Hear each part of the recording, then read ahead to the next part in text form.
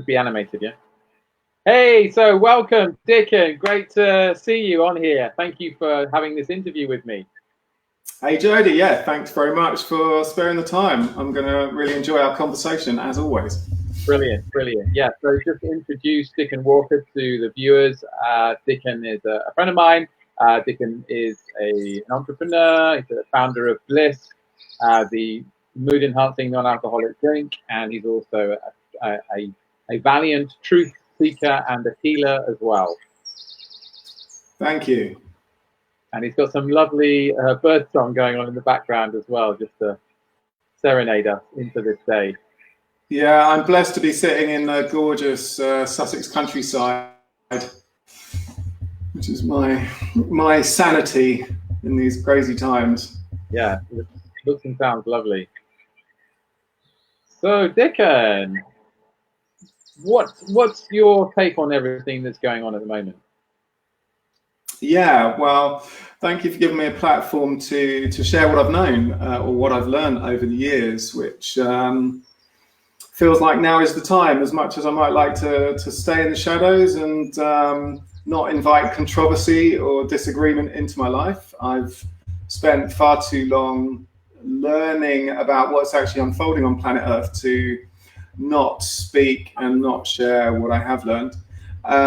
Just a quick bit of my background. I studied politics and economics in university. I've run a couple of businesses, one in tax planning, finance. I had a career in IT, worked in the internet world and the telecommunications world. So I've worked for America Online, British Telecom, Nortel, a number of other big blue chip telco companies. And I've also had a couple of businesses in health and towards the fringes of the health arena, shall we say, always interested in the alternative aspect.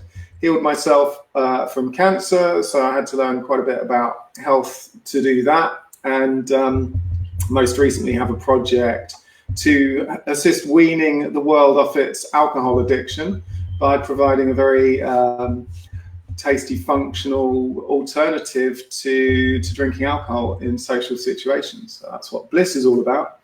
And in and amongst all of that, I've spent 25 years at least researching metaphysics and exopolitics and philosophy, and dived deep into every conspiracy rabbit hole I could possibly find in my desire to get beneath the surface of things and really get to the depth of what is happening here and how to respond in a healthy way to it all. So that's where I am coming from. And in terms of my methodology, I'd call myself a meta researcher. I like to synthesize information from many, many different sources. I don't focus on one area, and I don't go to primary evidence or primary resources. I'm not speaking to any whistleblowers personally, but I'm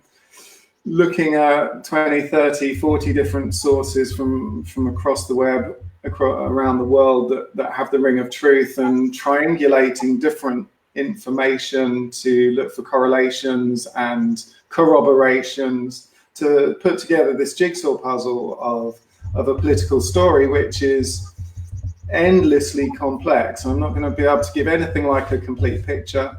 We can skim the surface of it, and every week new layers are revealed to me, both in depth in terms of the detail of what's going on, and levels of consciousness and awareness and understanding in terms of what's going on from a higher and higher dimensional perspective of reality, shall we say, and I can briefly explore that. The picture just continually gets bigger. But let's see how we can do with this hour or so that we're going to enjoy today. Yeah, let's see how far we can go with this. Indeed, and it's great to have yourself to bounce off, because I know we've got a lot in common in our understanding of the world.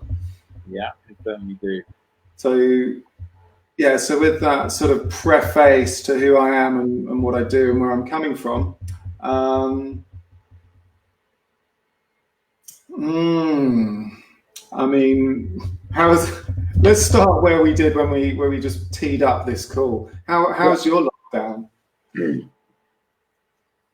Well, am absolutely. I mean, it's about fabulous weather, so I feel so blessed with that. And I just went out this morning for a run into beautiful nature, the canal. I'm in London, right? I'm in a suburb of London called Hanwell, and it's kind of a slightly villagey kind of feel to it. It does have a main trunk road going through it called Uxbridge Road, which is the most multicultural road possibly in the world. It's also got a lot of traffic on it, and that traffic is just like tailed off so much. There's only like maybe a quarter of the traffic on that road, so it actually feels more like a sort of provincial town now. And what's wonderful as well is to see everyone in the streets when I walk along, and people will look at you and acknowledge you often. And especially when I go down towards the canal and onto the fields there, where there's amazing farm called Warren Farm, and there are some wild horses, not wild actually, but there you can go into a field where there are horses basically, and there are families walking around having a lovely time, and it's just like, oh my god, what took them so long, right? Because Yeah, I'm used to going around there and not seeing a soul for for half an hour, and it's just family after family, and it's wonderful to see people really enjoying the nature, the land, the weather, time together, without phones, without interruptions, without technology. Very endearing. It's very endearing and sweet to see, and yeah, I'm loving that. it is. It is. It's. I mean, we were 4 weeks into lockdown now, maybe a bit longer. I'm losing track of time in a most gorgeous way. I mean, that is actually a positive symptom of transformation as it goes. Um, Not being so obsessed with time constantly, and the sense of having more time that I'm experiencing, and a lot of other people are experiencing. This is a wonderful transformation. I've spoken to so many people who are now like, I'm actually really enjoying it. I don't really want this to end. Um, this is not a unique experience by any means. No. In fact, I saw an article yesterday in The Independent. I just looked at the title, which was like, only 10% of Britain's population want things to return completely to normal after lockdown. I love that. I love that. What an awakening and what a transformation. And we've been gifted an experience of what can life be like when we're not on an insane rat race treadmill, where we are busting our asses, running around like blue ass flies just to get by, to make ends meet or fit some picture of what we think we ought to be doing.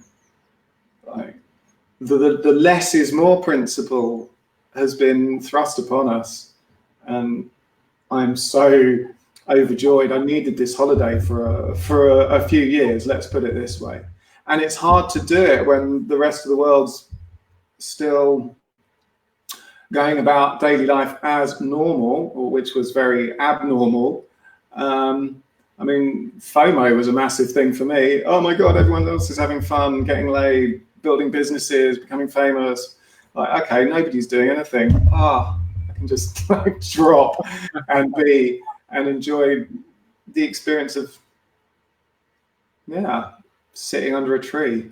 It's like, and remembering, okay, that's all there is. There's nothing more important than an experience of being oneself and being content within oneself.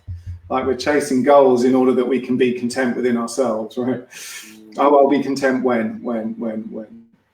Yeah. And it's kind of just punctured that paradigm. Like, you couldn't have, in hindsight, come up with a better plan for accelerating the transformation of society in a very positive way. And I'll get into this more, but obviously we were talking about wanting to pre-frame this, all of the positives that are unfolding at this point in time, and our understanding and perspective that what is being experienced is a transition from a highly unsustainable, highly polluting, highly insane, highly anxiety, highly disease promoting paradigm of society into one that is based on sane, healthy, humane principles, which also is part and parcel of the evolution of humanity. I don't know if anybody's noticed, we're going through a kind of massive expansion in consciousness that is on a curve that is going vertical. If you look at the acceleration of technologies and capacities that human beings are experiencing, certainly on a technological curve, it's obvious something is going on, an evolution is going on. But it's not just technical, it's not just inhabiting the material planes, it's an evolution of consciousness on an energetic plane.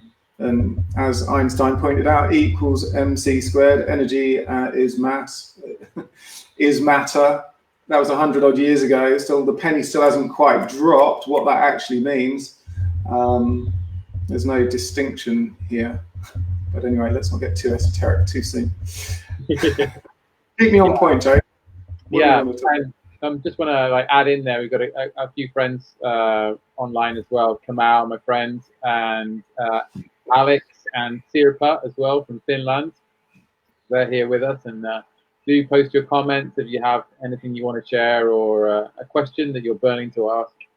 So yeah, so to continue on, Dickon, obviously we're in this lockdown. There's this coronavirus pandemic, pandemic happening, and yeah, we've got people obviously dying, and we've got the nation on kind of emergency footing, and this is how many billions of people are on lockdown around the world. And what are your thoughts on all of this? Do you think this might be a planned agenda, or is it just an outbreak that we've had to, adapt to quickly, and governments are doing as best they can? What's your opinion on it? Okay, so go straight into the opinion. We don't have time to justify it, but all of the best information that I've come across is very clear. The virus is a engineered virus. It was not a natural mutation. It could not have mutated into the form that it has in the wild. It certainly didn't come from Chinese people eating bats.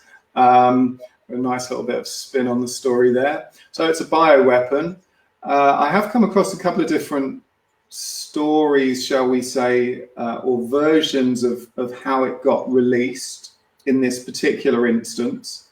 The picture isn't 100% clear there, and it's not necessarily that important, in as much as if you kind of understand that it is an engineered virus, and that the response is a planned response to an event of this kind, kind of what happened in between in terms of how it got out, who released it, when, where, what the time scale for that agenda.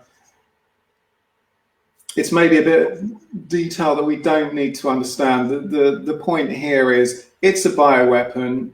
If you play with fire, you're going to get burnt. So this is a lesson for humanity in that respect. And in terms of the pandemic response, we are absolutely seeing a playbook, textbook unfolding of go straight in it, New World Order, deep state, cabal, political maneuvering. These false flag events have been going on forever, for as long as the history of the war. They've just been getting more sophisticated, shall we say. So we've seen many. Sorry, to cut you off there. What have you got? It's just my big ego, I'm just like so. No, but what have you? Don't stand on my ego. What have you got to say about to people who are like, well, this is all just conspiracy theories, Dickon, Jody. I mean, obviously, you and I have talked about this in private. Just about how we've been researching this stuff for a long time. So, what have you got to say? To someone who's maybe watching this now and thinking, well, this is another conspiracy theory.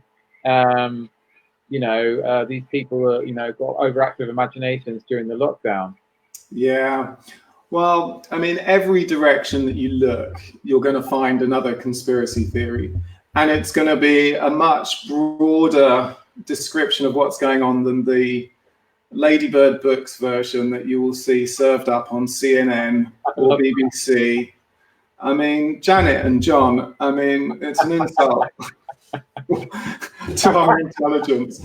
And every which direction you look, the rabbit hole just gets deeper. Why? Because we're not being told much, if any, of the truth. I mean, I refer to cancer because I have a bit more experience in that arena, but there are many cures for cancer.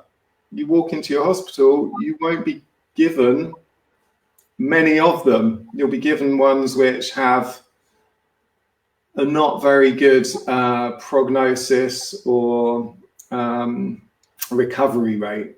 And then there'll be something called spontaneous remission. That's just this weird thing that we have no idea what it is, that we just dismiss because we don't understand it. It's just cognitive dissonance here. But if you dive into health, you'll find there are many different approaches for curing cancer. I know because I cured myself. And it was mentally challenging, but physically it wasn't that hard.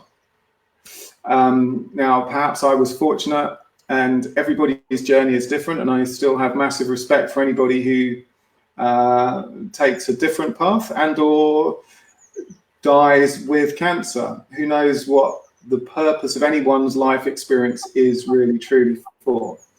But I can name half a dozen cheap, practically free, easy, painless ways to cure cancer that does not require having part of your body removed or taking very systemically damaging chemotherapy or radiotherapy approaches. So you look at that and you go, well, what is going on? Like, what is going on that we don't have access to simple, cheap, safe, effective, healthful approaches for curing cancer? And down the rabbit hole you go. It's pharmaceutical interest. It's a healthcare system that's actually a sick management system. And you go, okay, we'll follow the money, and the pharmaceutical companies are making an extraordinary amount of money from cancer. Hundreds of billions, like inconceivable amounts of money that is spent on palliative care for cancer. And you look at it and you discover that there is active suppression of information.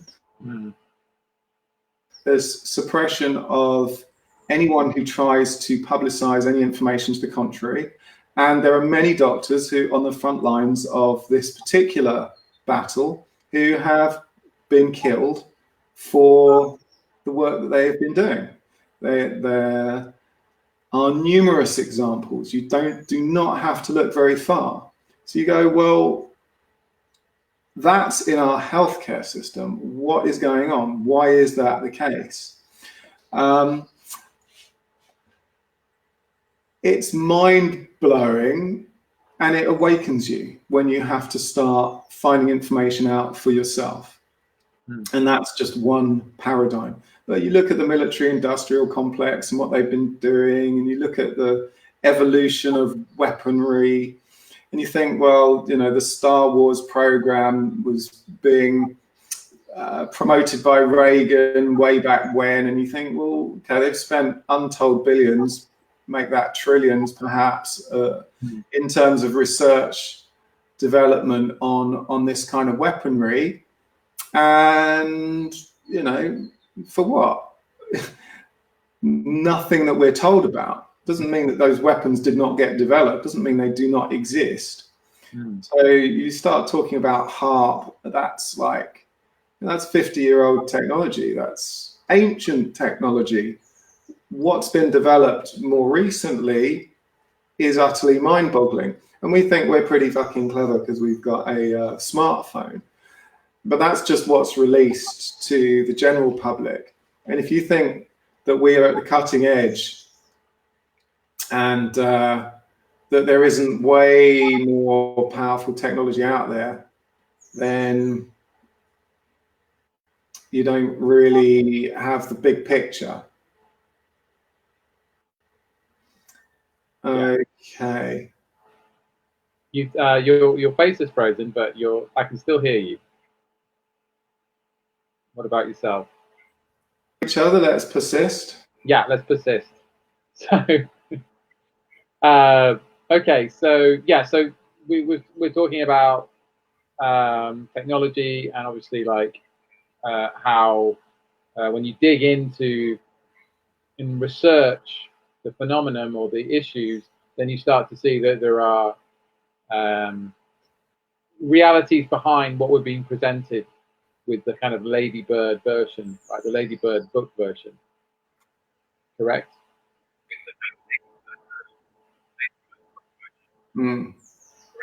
Yeah, exactly. And then you start talking about vested economic interests. Yeah. Are you still hearing my voice, by the way? Yeah, okay, great. I mean, this is one fact. Yeah, one simple fact that most people don't have at their fingertips that is a game changer. It's a world changer. Okay, so most 99% of people I ever ask, okay, who owns the Federal Reserve and who owns the Bank of England? Yeah.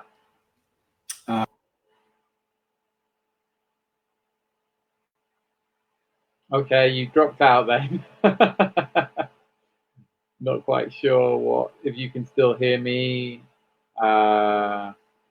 People, I'm going to check on Facebook to see if this is still running live. But yeah, just sorry everyone, sort of obviously a lot of people online right now and technical glitches happen. So just having a look. What's going on? Are we still live? Apparently so. Yeah, but Dickon, you've disappeared. Are you there? He's gone. Hopefully we can get Dickon back. When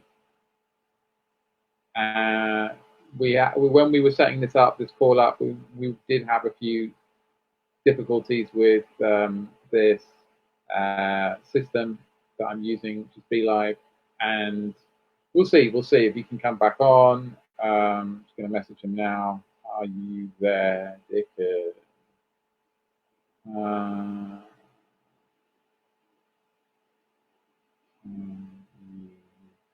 Come back on. He's calling. Put my earphones in. Can you? Oh, Soluna says you can still hear us, so that's good. 1 second. Hey, Dickon. Apparently, on the live they can still hear us. Yeah. Do you want to try and come back on? Just yeah.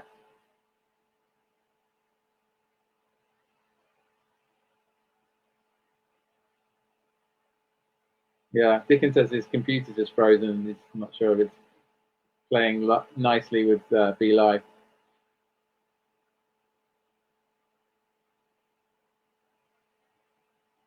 You could potentially do it on your phone. You use the same link. There's an app you can download.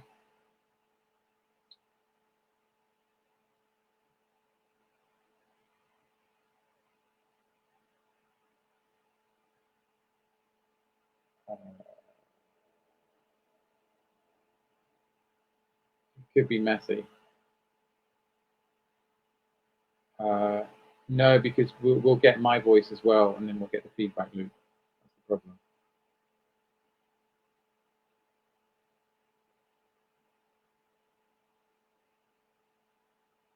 You won't just be able to broadcast your voice.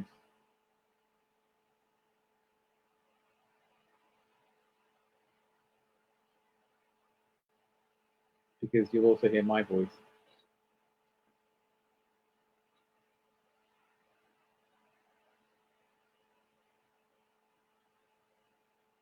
Oh, you mean on? Okay. Oh, you okay? Okay. So okay, let's try this. Okay, I'm going to put Dickon on. Just going to try this. Tell me what you know. Sorry, I mean, tell me what you can. Okay, Dickon, can you speak? Yeah, I put you on the loudspeaker. Can people hear Dickon? If you speak now, Dickon. Okay, speaking. How's that receiving? Okay, guys, can you hear Dickon speaking? And is that okay? Is it audible enough? Because Dickon's computer is freezing up and stuff, so he can't. He's not playing nicely with Be Live. Yeah, Sophia Durbana, who's on, is saying she hears you. So if you want to go this way, then you can go this way, or if you want to try back and go on Be Live. Let's do it this way. Just obviously the viewers don't get the benefit of seeing your lovely face, Dickon, but my animation, hopefully it'll come across in the voice. Okay, so we've got you on the audio here. So okay, great.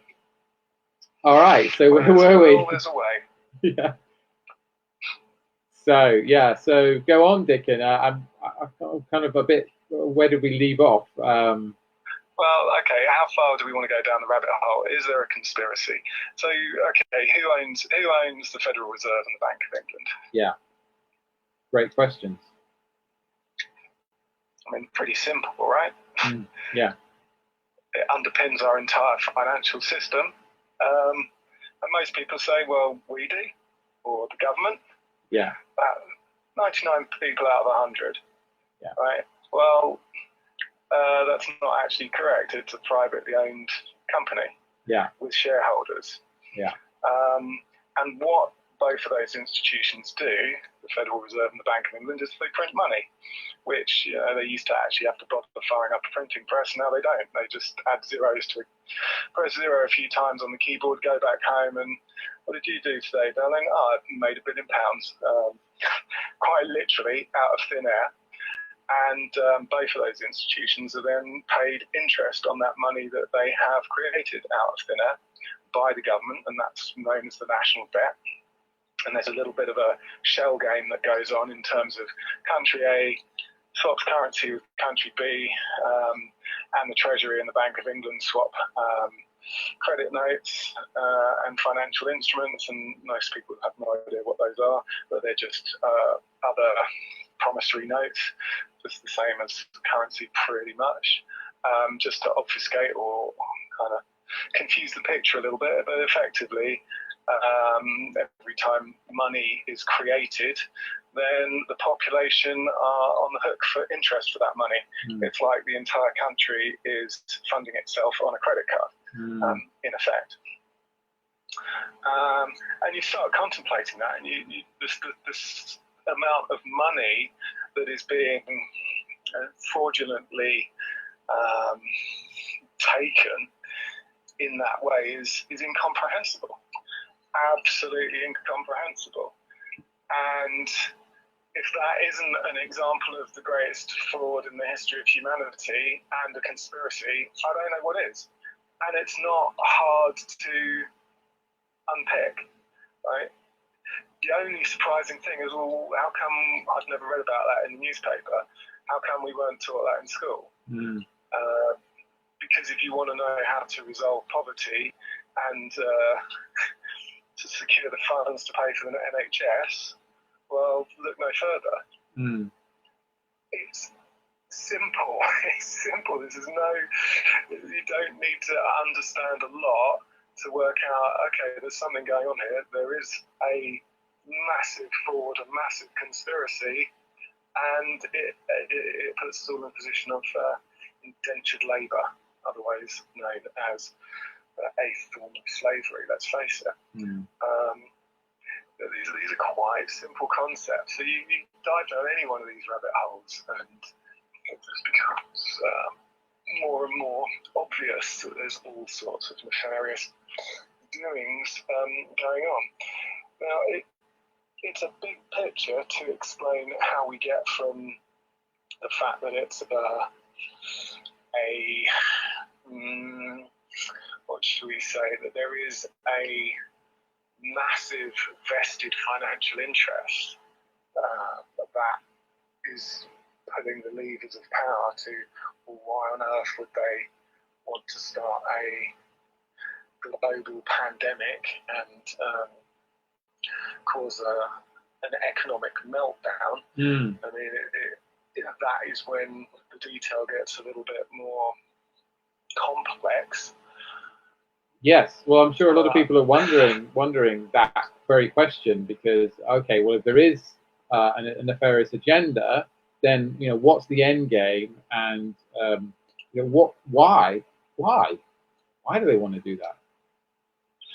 Yeah, well, let's sort of chunk back up again, because none of this makes sense without a pretty big frame of reference.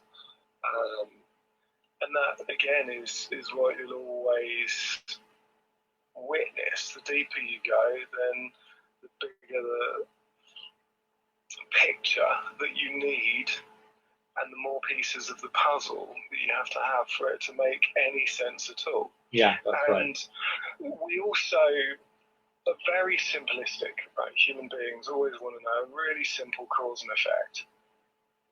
Life isn't like that. There are many causes and many effects and many different agendas playing out. There isn't just one economic power base. Right? There isn't just one agenda in play. There are numerous agendas and numerous power bases with varying degrees of power. So I might be disparaging of the healthcare system, but within the healthcare system there'll be lots of good guys trying their best and trying to reform and trying to promote what are new to the mainstream paradigm sort of healthcare options. So there are so many wheels within wheels and layers within layers that, again, understanding why anybody would profit from, or what they would have to gain by causing an event of this nature takes a fair bit of context. So let's go all the way back up here, right?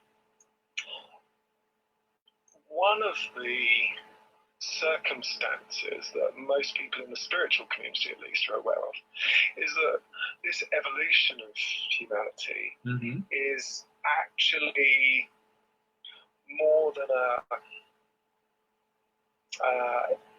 incremental, gradual increase in technological capacity. We're undergoing a step change. It's a paradigm shift.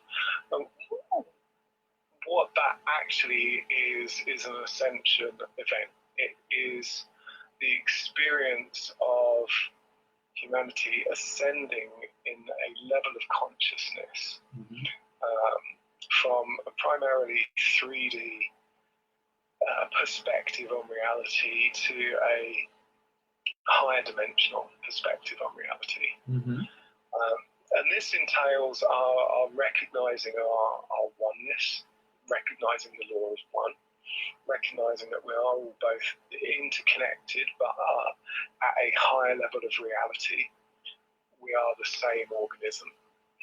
And we see it we've kind of got our heads around the idea that there is a being, something called Gaia, that Mother Earth is this synergistic, symbiotic whole that actually fits the description of an organism. you start dissecting the human body, and you've got 30 trillion cells, 100 trillion cells, something in that order of individual, isolated units of life, shall we say, that can exist in a petri dish outside of a human body, but that when combined into a human body comprise one organism. And so it is one human, it is one thing. Every cell is interconnected and dependent upon every other cell in the body, and communicates with every other cell in the body. And humanity is the same, 7-8 billion organisms that comprise one organism. And the planet demonstrates that principle on at another scale. Every one of those 8 billion people are an aspect of Gaia's consciousness as well. And so we're becoming more aware of these principles. We're becoming more aware of that reality. We've been in a nursery. Humanity has been in the nursery for 250,000 years and is about to be allowed out of the nursery and to see the wider world that we exist in. And by wider world, I mean our galactic, physical location, our galactic environment, and our universal environment. So we've been fed this story, again, the Janet and John version of reality, that consciousness only exists on planet Earth and humans are the highest form of consciousness. Well, anyone who understands maths and probability, you think that there are 50 billion stars in our galaxy and 125 billion galaxies in our universe. The probability that this is the only place in that universe within which conscious life has evolved, and that the mammalian carbon-based life form is the only way for which consciousness to evolve, the probabilities are infinitesimally small. Like that's an incomprehensible number, which means that the probability of this being the only place we're around, or consciousness is around, is incomprehensibly small. It's just not true. It's just not true. So what we are awakening to slowly, and it's not spaceships landing on the White House lawn event, it was individuals. You're a bit muffled now, Dickon. A bit muffled. You're been a bit muffled then. Okay, I'm not sure what we can do. Yeah, it's better. It's fine. It's fine now. Go on. Okay. Yeah. So it's individuals one by one waking up and becoming aware of intelligences that either experience type self. Getting muffled again. Sorry, Dickon. It's sorry to cut you off. Just I'm worried people won't be able to hear you properly. Yeah, don't know what to do about that because the reason why the microphone on this phone would be causing an issue. If you're speaking into it right now, that really works. Okay. Yeah. And I'm speaking to it as closely as I can. Great. I might have just been getting carried away doing the Italian on microphone. So do go on. So there's a wider framework for what is occurring on planet Earth. And there are many agendas that are playing out. Ultimately, this version of reality that we inhabit on planet Earth, it has a few principles that guide this experience of consciousness. So we are in a duality. We recognise this. We have left and right. We have light and dark. We have good and bad. We have masculine and feminine. There's a dualistic principle everywhere you go. So that's one principle. There's the law of one, which is about recognising the interconnectedness of all things and ultimately the singularity of all things. Even our Big Bang theory recognises that in the beginning there was no distinction, there was no differentiation. There was one singular point of energy. There was one thing. And if you contemplate that, we began from one singular energy. Then why would anything have changed? Doesn't matter how many times you divide an apple, it's still pieces of the same apple, right? So the law of one is another principle that is at work in this reality. And within this duality that we experience, this light and dark, what we're witnessing is the interplay between darkness and light, between comprehension, between ignorance. And we're awakening at this point in time and becoming more sovereign, we're becoming more aware of our own capacity to choose our own destiny. And that's the other third principle that I want to point out, is that we live on a free will planet. And we have an extraordinary degree of free will compared to elsewhere in the galaxy and universe, which was all part of this experience of life, experiment in life, that is unfolding on planet Earth, to explore the far reaches of duality and the far reaches of density, the far reaches of separation. This belief that I am not you and you are not me, which has allowed us to be able to kill each other for millennia. You wouldn't kill someone, you wouldn't stamp on your own foot, but that would clearly be insane, which is what we've been doing as we've dived deep into this illusion of separation. Yeah. That illusion, that perspective on reality is what is diminishing and disappearing, and the perspective on reality that sees the connectedness, that sees the choice that we all have in our experience of reality, that is what is expanding. I could continue. Yeah, well, just to the sound thing, it is going in and out of like a very distorted sound and then back to a really good sound. So I don't know if there's anything you can control on your end or not. People are saying it sounds like you're underwater at points. And technology. It sounds good right now, but Okay. I don't know if it's just your signal or. I'll try holding the phone with both hands because I can't move my hands just in case. Okay. And let me know if it still has that same issue, or it might be a microphone problem, and then we might have to come up with another solution. Okay. So flag it up if it happens again. Okay, so go on. Well, put me back on track. Where do we need to go, Jody? Well, we've certainly been going into metaphysics territory, and that's great because that's somewhere I love to go and I'm very comfortable with. And I don't know, like I haven't seen any comments to, one way or the other on the live, but that's okay.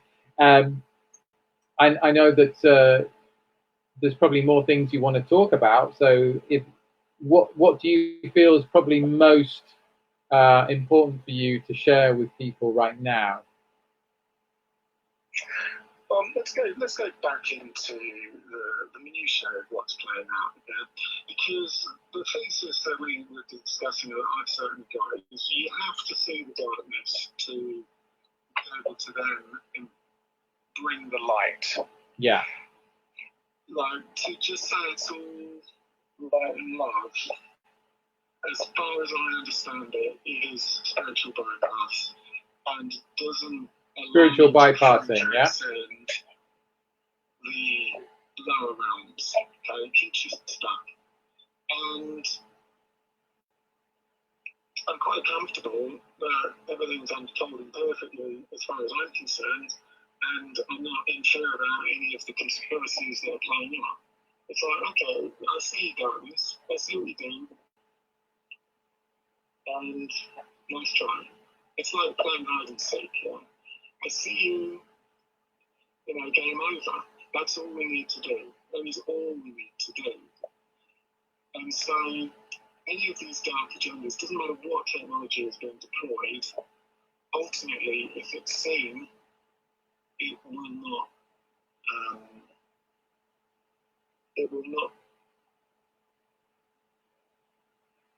against an ascending consciousness, yeah.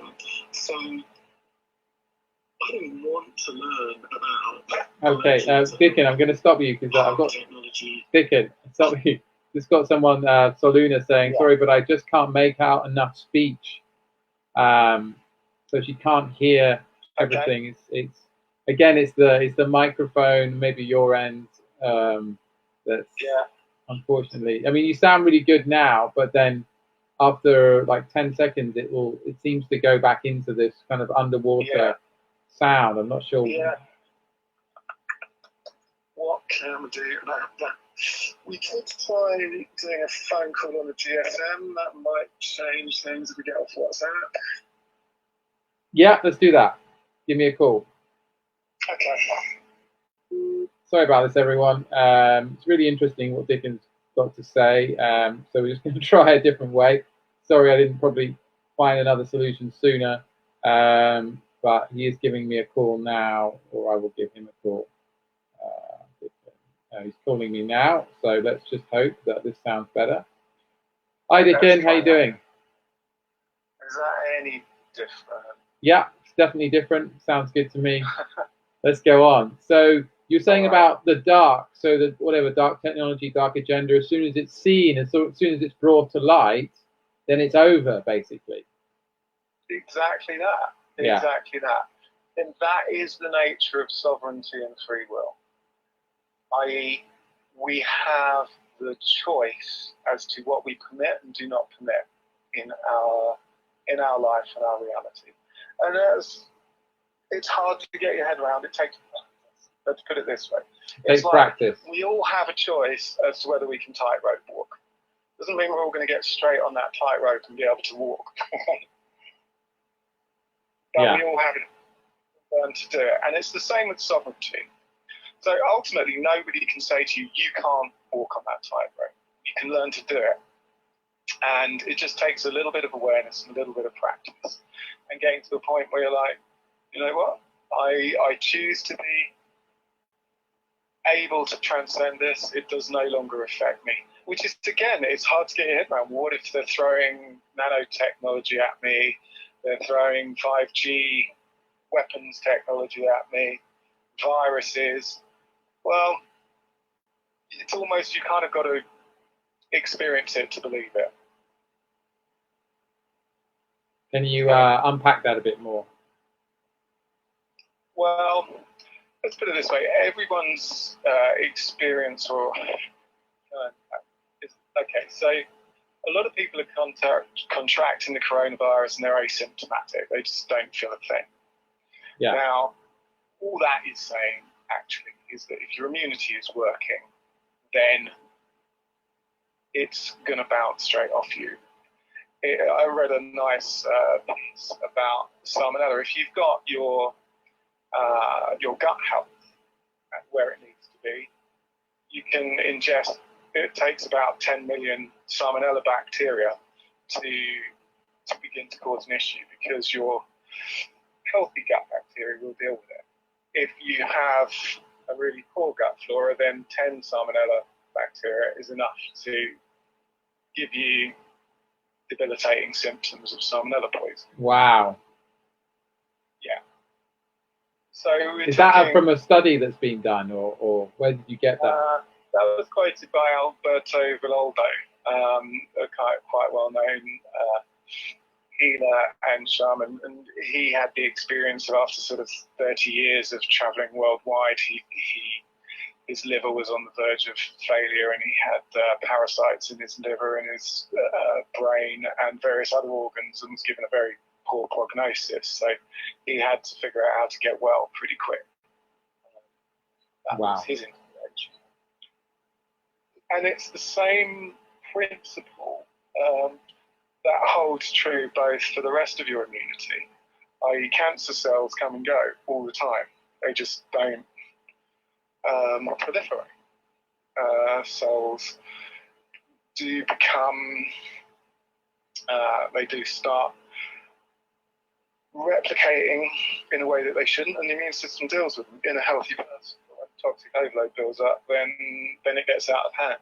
But it's the same principle actually that is true in an energetic framework, i.e. if you are solid in your own frequency, and you are able to hold a reference frequency, which is both an emotional and a mental and an energetic experience, you experience it from multiple different directions, right? Then an electromagnetic frequency is only going to push you out of balance or away from that ideal or harmonious frequency that you're holding in your own body to a certain degree. And as you ascend, as you increase your own vibration, as you become more five-dimensional and less three-dimensional, your ability to maintain your own energetic space, your own sovereignty becomes higher and higher. Now, if you are eating junk food and sugar, you're going to be much more easily depleted, you're going to be much more easily lowered in frequency than if you're eating high quality, nutritious, a lot of raw live plant food. It just is that simple. You don't detach from this three-dimensional reality, but you work with it more intelligently, and it supports your higher dimensional reality.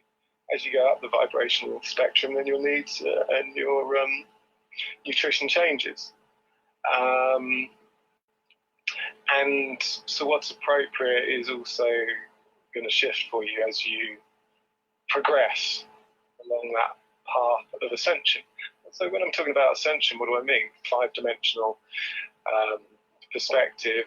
Well, there's good ways of explaining it. If you start on a two-dimensional flat surface, and you want to get from a piece of paper, and you want to get from one side of the paper to the other, then you have to, there's only one route, it's a straight line. If you turn that two-dimensional surface into a sphere, you then have created a three-dimensional object, and you can go around the circumference of that sphere, or you can tunnel straight through the middle. You've got a different route, so it changes spatial relationships. The same principle holds true. We can't see in our mind's eye a four-dimensional, five-dimensional object because we're physically constrained to a three-dimensional visual perspective, but the principle holds true. So it enables, or when you move into five dimensions, then the non-locality of the universe starts to take effect. Now, science knows that there is such a thing as non-locality. Quantum tunneling, physics has various terms for it, but you can get from A to B or A to Z without going through B, C, D, E. You just jump straight from one to the other, because actually in the higher dimensional realms, they're nowhere different. They are the same place. And so you move into five dimensions and you start to experience, or you start to be able to utilize those effects.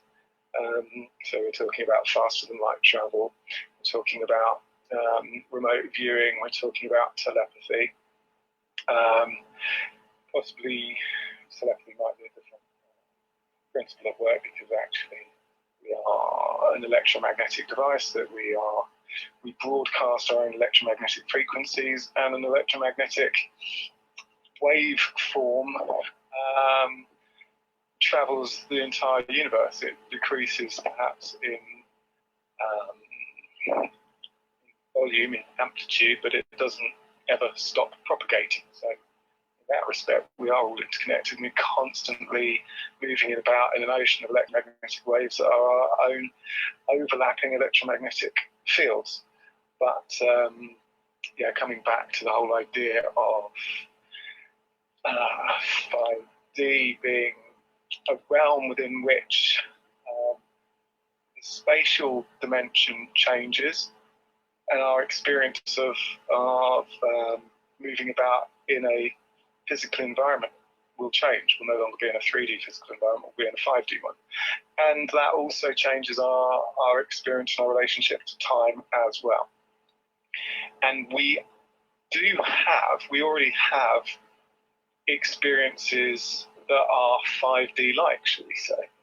Like, we know that time speeds up, like time flies when you're having fun, and like if you're in resistance and you're not enjoying it, it's endless, it lasts forever. We know that. These aren't just sort of pointless sayings that have no basis in reality. As you are feeling more joy, your frequency ascends, and so your experience of time does change.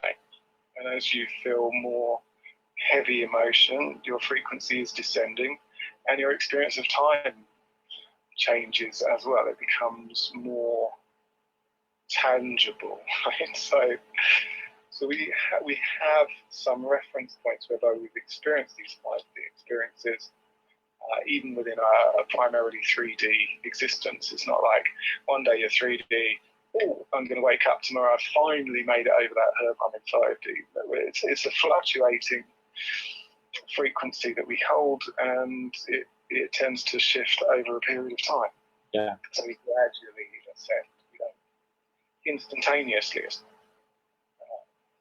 Yeah, I love that. I just wanted to share with you something that Sophia has written, which is that she had a very traumatizing childhood, and she wouldn't change a thing about it because from very young, her eyes were open, and she was able to confront very hard things. Wow. Yeah. Thank you. That's it. Another perspective to add to that, which you may or may not be aware of, that really resonated strongly with truth when I heard it for me, is that a lot of us have come down to planet Earth. We have incarnated many times over. Come back to a sort of physics, metaphysics grounding for everything that I'm saying. Energy is acknowledged as not being something that can be destroyed. It can only be transformed. Well, the same holds true of consciousness. We are a continual experience of consciousness that has transformed many, many, many, many times. And it was only in our recent history that the concept of reincarnation was written out of the Bible, and the majority of the world's population is still within their religious framework, and it's understood as perfectly normal. And we don't just reincarnate on this planet, we reincarnate all around the galaxy, and in fact all around the universe. It is effectively consciousness taking every possible path from start to finish, albeit there is no start and there is no finish, every possible path through existence. Like, infinity is a pretty mind-blowing thing, but consciousness itself is experiencing every possible lifetime pattern, progression, journey that it is possible to have. So we keep chunking down and having sort of smaller and smaller pieces of that experience. And at one level, there's a soul journey, and our soul journey is this sort of coherent narrative continuation of conscious awareness that has us incarnating all around the place. Earth has been a pretty high density, low vibrational place to be, and actually to be able to even come into this plane of experience. What really resonated true for me is that a lot of the very high frequency individuals, star seeds on the planet, had to have very traumatizing experiences to bring their vibration down sufficiently to be able to be here at all. So a lovely example of the light kind of needing the darkness in a strange way. But those traumatic experiences we've all gone through have in some way even allowed us to be, and again, that's pretty esoteric, pretty metaphysical, but it certainly resonated for me. And finding the value and the light and the benefit of every experience. Yeah, the opportunity for awakening, right, in every experience. That's the journey right there, isn't it? In a nutshell. Beautiful. Where do we need to go to sort of explore this narrative of lockdown and virus and what the bleep is going on, and why it's darker than we imagine and lighter than we imagine? Well, there are agendas at work to suppress this evolution of consciousness. That is the long and the short there. There are beings who do not perceive it as being in their best interest. I mean, we can see this on a small level. You know? Like, you look at the history of empires, what's the first thing they do?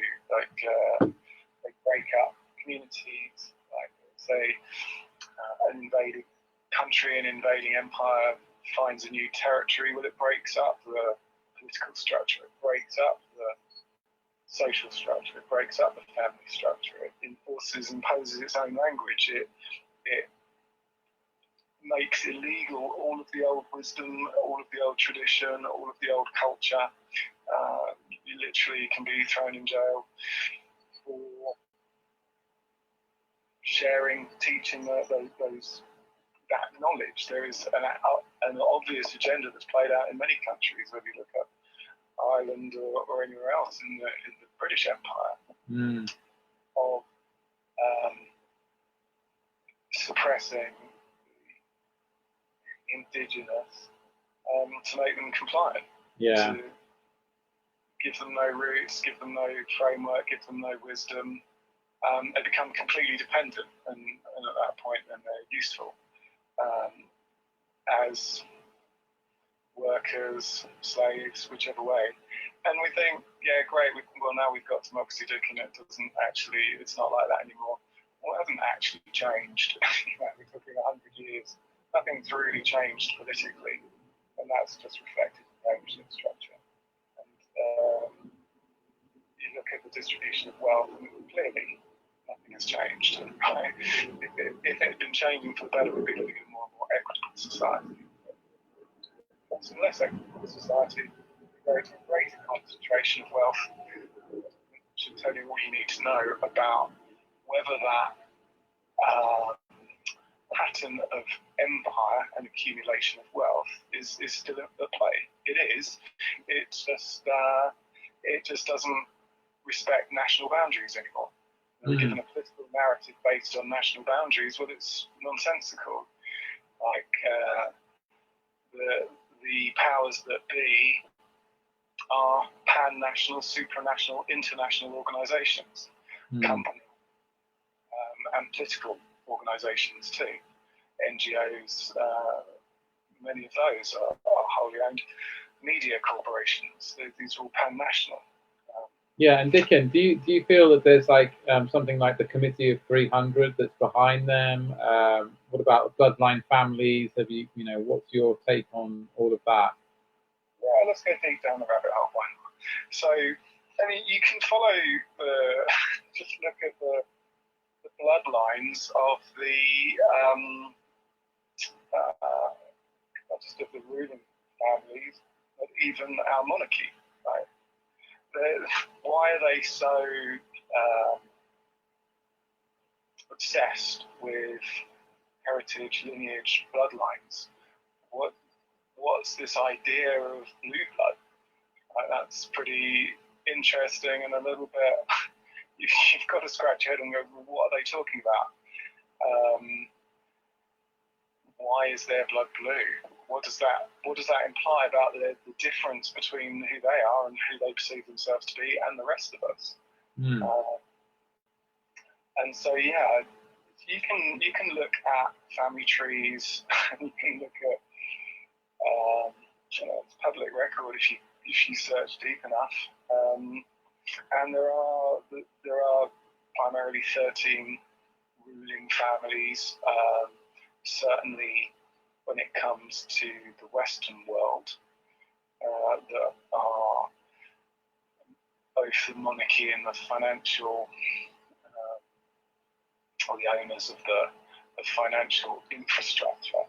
Mm. There are primarily 13 families, and they also have a much longer range perspective than most of us. Like they have maintained the knowledge of reincarnation, and they are playing a game based over a much longer time frame, because they're thinking about, okay, where's my family going to be in 3, 4, 5 generations? And they have their own expectations or understanding or agenda. We know we reincarnate with our same family members.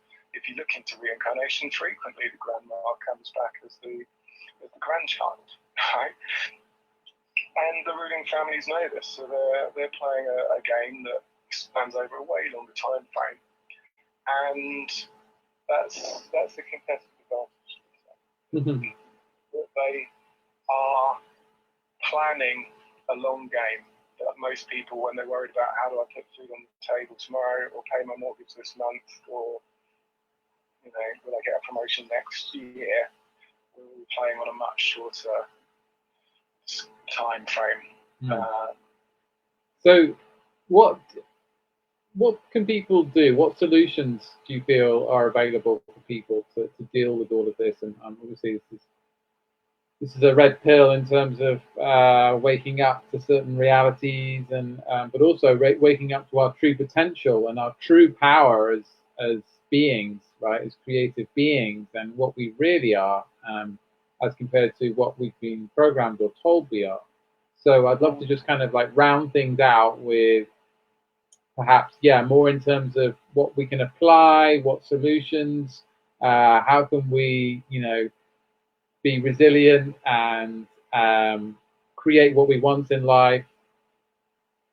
So and with reference to the times we're in right now and the future. Oh, so much to cover. So much to cover. I mean, we barely scratched the surface. We have. And the mechanisms by which this unequal society that we're living in, this indentured slavery, the mechanisms that are used to keep us locked into these positions are way beyond the imagination, and it goes really into the realms of dark magic and Star Trek and beyond, because it's unimaginably large paradigm that we're playing in, and yet at the same time the solutions are extraordinarily simple. And then one of the most useful commentaries that I've seen floating around the internet on this whole thing is, whether you believe that this is a virus that mutated in fish market in Wuhan, like, you need to support your immunity. Just get out in nature and be nourished by oxygen and sunlight and raised by the frequency of the woods. Whether you believe that there's dark agenda controllers who have deliberately unleashed this upon humanity, you have to support your immunity and keep your vibration high, connect with nature, be in the sunshine, like, let go of all of the fear and release it back into Mother Earth, and breathe in the oxygen and commune with nature. It's like, whatever your perspective on whatever's going on, there are some simple truths which will support you.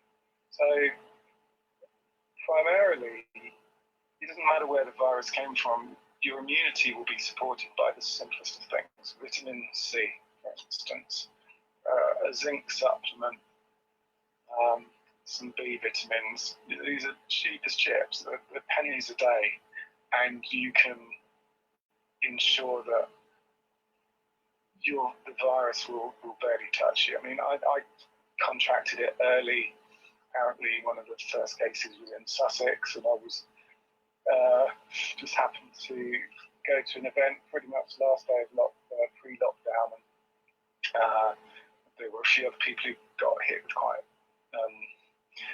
unpleasant symptoms, shall we say, like really bad flu for 2-3 weeks. Mm-hmm. I was really fortunate. I had a minor cough, minor headache, and a hot flush, and that was about it. And my nose ran for a couple of weeks. It barely touched me because I've been fortunate enough to been looking after my health, and also a lot of the herbs that happen to be really particularly effective in disabling this virus, I've been consuming in large quantities for the last 6-9 months. That kind of good fortune happens if you consistently raise your vibration and look after your health and your immunity. There is nothing to fear in that respect. Just simple understanding will allow you to mitigate the effects of 5G radiation.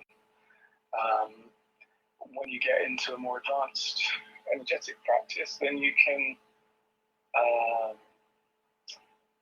manage your own sovereign space such that 5G radiation will not affect you, even if you were to go into a large city. Now, I mean, I have to admit, I still isolate from what should we say, challenging energies, whether that be people, whether that be cities, whether that be electromagnetic radiation. So I do sort of take a physical response to it. But you can also have an energetic response. But these are relatively simple things, right? If you recognize that the food supply is adulterated massively, then you change your own eating habits. Like, you have absolute sovereignty over that. Yeah. And the more you feel empowered, the more you will make those positive choices. The more you feel disempowered, the more you're likely to reach for a donut or something that's not good for you to try and make you feel better. That empowerment is a self-fulfilling prophecy. Disempowerment is a self-fulfilling prophecy. Health is a self-fulfilling prophecy. Sickness is a self-fulfilling prophecy. These are really, really simple principles. The takeaway is there's a conscious agenda. There is a consciousness with an agenda to keep you suppressed. And there's a consciousness with an agenda to raise you up into the light. Neither of those consciousnesses will trump your personal sovereign decision. If you want to abuse yourself and become an alcoholic, then no one can stop you. If you want to raise yourself up and shift into a 5G reality, no one can stop you. It can be as simple as, fuck it, I'm going to sit under a tree until I become enlightened. It's not going to happen that you'll be carted off from underneath your tree and physically restrained from ascending. That's not going to happen. No. It's the simple things that make all the difference. Yeah. Consistently applying them. Sitting under a tree for 5 minutes probably won't there. No. Well, yeah, wise words, Dickon. Thank you. Sophia just mentioned again that she feels like she's an extremely old soul, but she doesn't feel like she belongs here on this planet. And also Tamarin, my friend Tamarin, who does mindfulness nature walks, and we might possibly collaborate on doing a retreat or something. She says if we do come back every other generation, it adds to that. and that idea fascinates her, she says. Yeah, I mean it's a dense world, and it's a hard transition to make when you've been in a world that's vibrating at a much higher level. And I think many of us, I suspect everybody on this call is going to identify as a starseed, have struggled with that. And there's a truth to it on one level, and there's also a higher truth, that we are consciousness that is at home everywhere. And it's still possible for us to experience that. It's perhaps fleeting, but even those of us who have struggled with this incarnation, and I totally agree with you, and I'm telling myself as much as I'm telling anybody else on this call, because we all need to consistently remind and tune back in to our higher truth. There have been moments wherein I can sit either in meditation or just sit in contemplation or sitting appreciating a view when I do feel perfectly at peace. And if that's not a definition of feeling at home, I don't know what is. An experience of all is perfectly bright in this moment. That is our home. That's our true home, and we can experience that on this planet. It's perhaps more of a challenge to get there, but it's equally valid, and it's also what we came to do.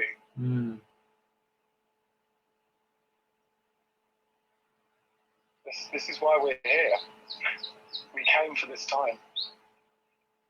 We came to hold the knowledge and the awareness that this is our time, and this is a time of ascension. It's not a time of greater control and inequality and ignorance. This is a time of expansion and ascension and the flowering of a new golden age. And actually, there was a dark agenda that precipitated this corona event, crowning, coronation. It's just lovely, isn't it? Yeah. But God's got it covered. You can't trump consciousness. You cannot stay in hiding from the light. No. However, it will all come to the light. We're on the stronger team. Yeah. And yeah, I really resonate with everything you said, and I totally feel born for this time. That's been my mantra actually the last couple of months. It's just like, I'm born for this time. And that's like a remembrance. That's a knowing that's really deep inside me, deep in my core. I am born for this time. I am born for this. No, so it's exciting for me, and yeah, just the sovereignty piece that you were sharing is just so key to understand that we're sovereign beings. And also, you know, what you mentioned about star seeds, right? Well, some of the people watching, listening may not be familiar with that understanding yet, but it's something definitely to look into. For anyone who feels like interest or curiosity about what that means, I'm a star seed. Am I a star seed? What does that mean? And what it means is that well, perhaps you'd like to say, that you'd like to share. Yeah, thanks. I mean, there was one fact or statistic that I've had come in from a couple of different angles. It kind of resonates as true. So the perspective that I heard was that there are, in terms of humanity on the planet, there's 4.5 billion star seeds and 3 billion that are solely human in consciousness. So there are young souls and there are old souls, and the older souls have had incarnations on other planets in other star systems, of which there are many. Infinite, potentially. Yeah. Well, infinite potentially, and then there are some that have more interaction with our particular galaxy. They have a particular interest in it. So Pleiadians are our closest cousins. and a lot of DNA in the physical form is Pleiadian, and they identify and relate to themselves as our parents to a large degree, albeit they still don't and can't interfere with the free will imperative of this particular piece of consciousness. So, they're not going to come and solve all our problems for us, but they do keep a watchful eye. The Syrians, Orions, Arcturians, they interact with this planet regularly. Andromedans, that's kind of higher frequency. And so when we talk about crystal children and rainbow children, these are incoming souls who have more experience. They're older souls, and they're here to lend a hand, effectively. Because of the free will imperative, we're not going to get a fleet of ships landing and resolving everything. We have to come to a collective decision that we want to send and join the galactic star nations with an awareness that we are part of that community. My friend Tamarin just said something which is in relation to this, so I want to share it, which is that when I was a child, I felt I was trapped in my face looking out, my first awakening of my consciousness. And now I know it more than ever. But you're right, though, sometimes we can feel trapped on this planet. We can make it heaven. I hope to that. Yeah, I love that. Yeah, I love that as well. And isn't that the truth? It's like, I've had many awakenings to that, and I'm kind of quite anchored into the 3D, so a lot of my information comes from collecting it within the 3D, but at the same time, my 3D experience gives me my lessons. I don't have an experience of going to meditation and connecting to my higher self that often, but when something happens in the physical, I recognize a higher awareness coming through. I had a paragliding accident and found myself with a broken body, lying in hospital, and recognized the degree to which I've been trying to get off the planet. It was just another form of escapism, in the same way that alcoholism was, and suicidal thoughts was, and consumerism, anything to numb out from the challenge of this experience, this existence. And being brought back down to earth as I was, and being forced to just be without much ability to escape in any way, shape, or form. I really got the value of it, and how much I actually wanted that, how much I actually, in truth, caught my truth, my being, because I just wanted to feel at home, at peace in this body here.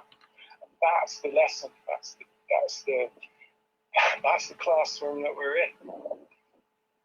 To experience that on planet Earth, and then we will have achieved our goal, completed our mission, we will have successfully passed the test, and maybe we'll incarnate a few more times and enjoy what we're creating and what we've created, or maybe it'll be time to move house and go and create something new elsewhere. But first we make home here. Yeah, it's so important. Actually, I did a live yesterday about the earth element, and that is very much about coming back to self, coming back to presence, the physical, in the body, on the earth, on the soil, grounded, embodied. And you just gave a perfect illustration of that. Like, you weren't in your earth element, and you were brought right back to your earth element. Oh, yeah. That's out. Yeah. I got a lesson.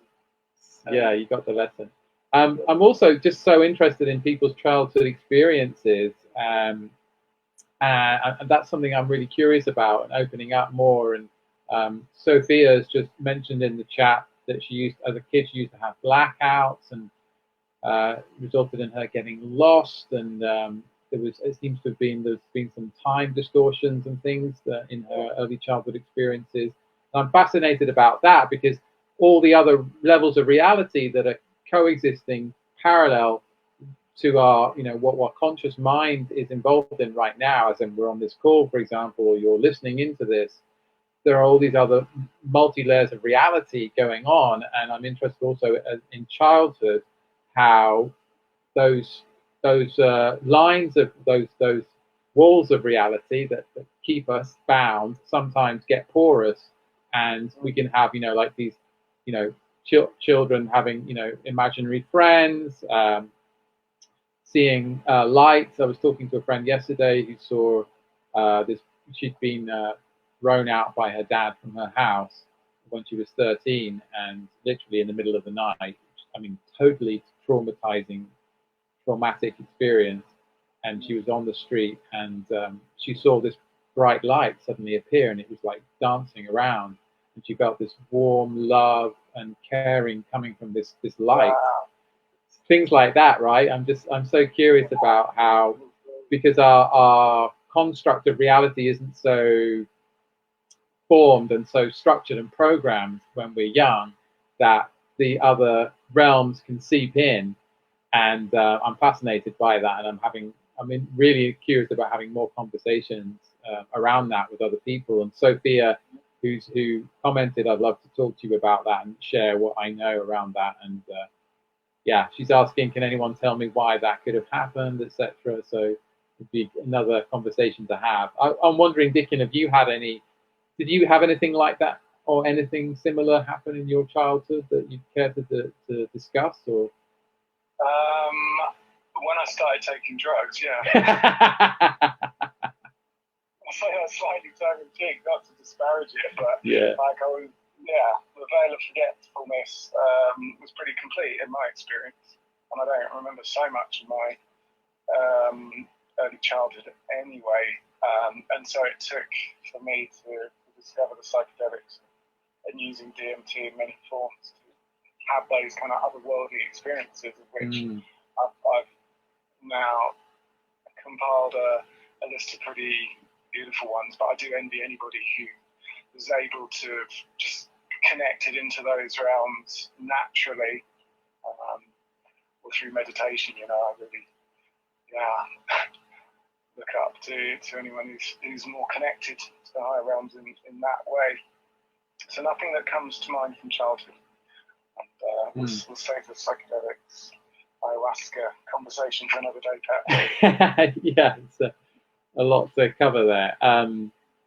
Well, yeah, I mean, it can happen in all sorts of different ways, right? And some of us, it takes psychedelic experience. Some of us, it takes a meditation experience. Others, it comes organically and naturally through something that happens in the woods or wherever, right? That like wakes us up to the possibility that there are more realities than just the 3D material that we've been taught about.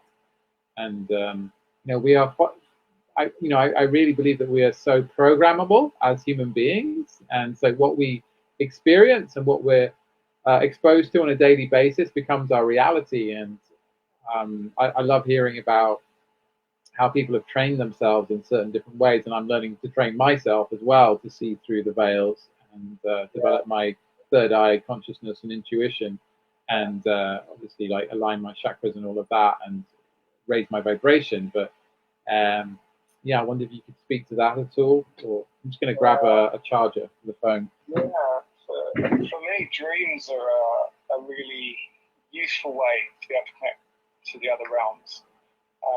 I think I'm just too personally still working through PTSD and staying in a very a beta brainwave state keeps you anchored into the 3D, and that's what happens with any sort of PTSD or coffee intake or a dream-like pursuit. It puts you very much in the 3D. So I have to go to sleep before I experience those sort of higher realms. That said, I pay attention to my dreams. Before I received my diagnosis with cancer, I had an amazing dream. I fell off a cliff and fell to earth and was actually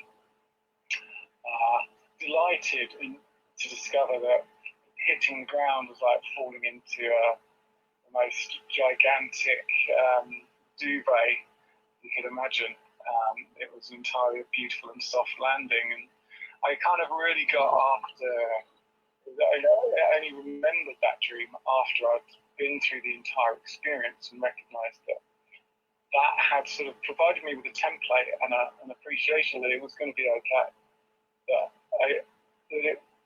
That it was an experience that would have a soft landing, that wasn't actually life-threatening. And that gave me the confidence to pursue an alternative healthcare protocol, and it took the edge off the fear that, oh my God, I'm going to die. That dream had sort of prefaced it, was pre-framed the experience for me, albeit I'd forgotten it until afterwards. But I recognised how that was a message from my higher self. And funny enough, before my paragliding accident, I had premonitions of that. But decided to ignore it for reasons best known to my higher self. So dreams can be extremely useful in providing information that is relevant. That's when our higher selves can reach us more easily, certainly in my experience. Thank you. Thank you for sharing that. You're welcome. Thank you. Well, I think we're kind of pretty much at the end now. We've been going for 91 minutes. I'm sure there's much more we could talk about, but I think I've got to get off and do some things. But perhaps we can reconnect for another one sometime soon. Yeah. Do another live or something and get the tech a bit more sorted so we can do it face to face, so it's easier. Yeah, I'd love to do that, and thank you everyone for persisting through the audio challenges. Yeah, thank you everyone for hanging in there as we've found our way through this. So any parting words, Dickon? What to say? Like, what an awakening event this is. Like, I know it, and more of us that know it and enjoy it, like truly enjoy it, then the better the outcome will be for everyone. We don't need to go into any patterns of sympathy and bringing our own frequency down because we feel that is the way to honour and respect people who are not having such a good time.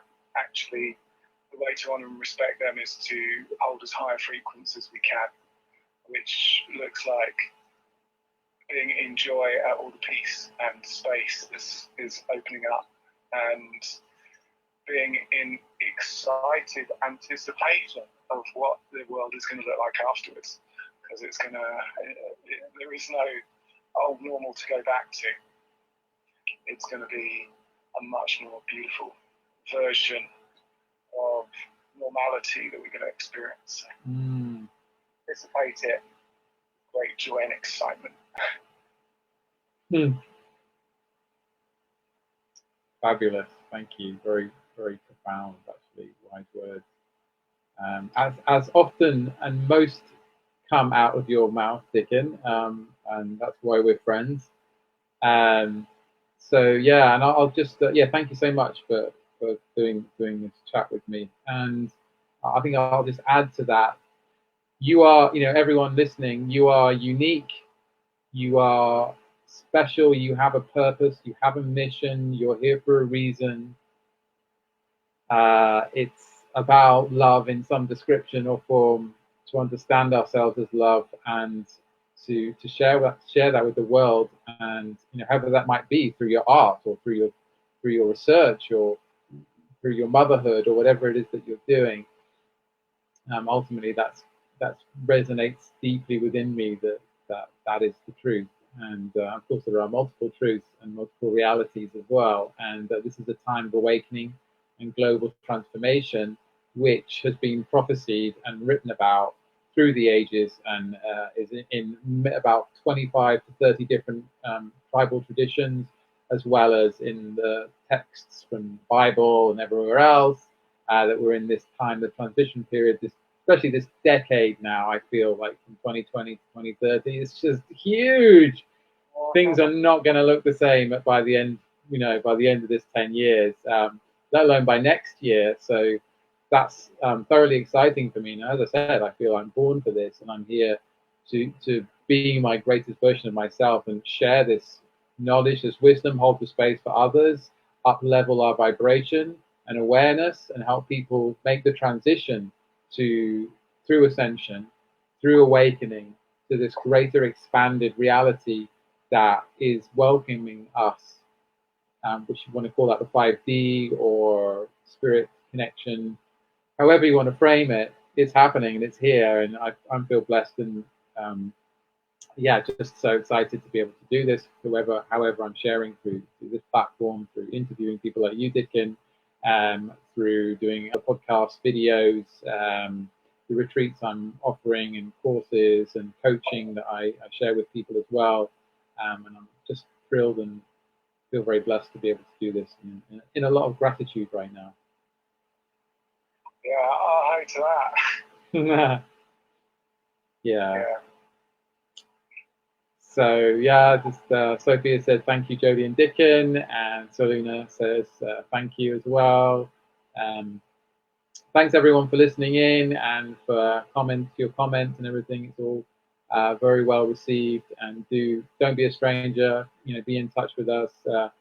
I'll try and link Dickon in. I'll tag Dickon into this conversation, this live, once it's up, so that you can connect with him as well if you want to.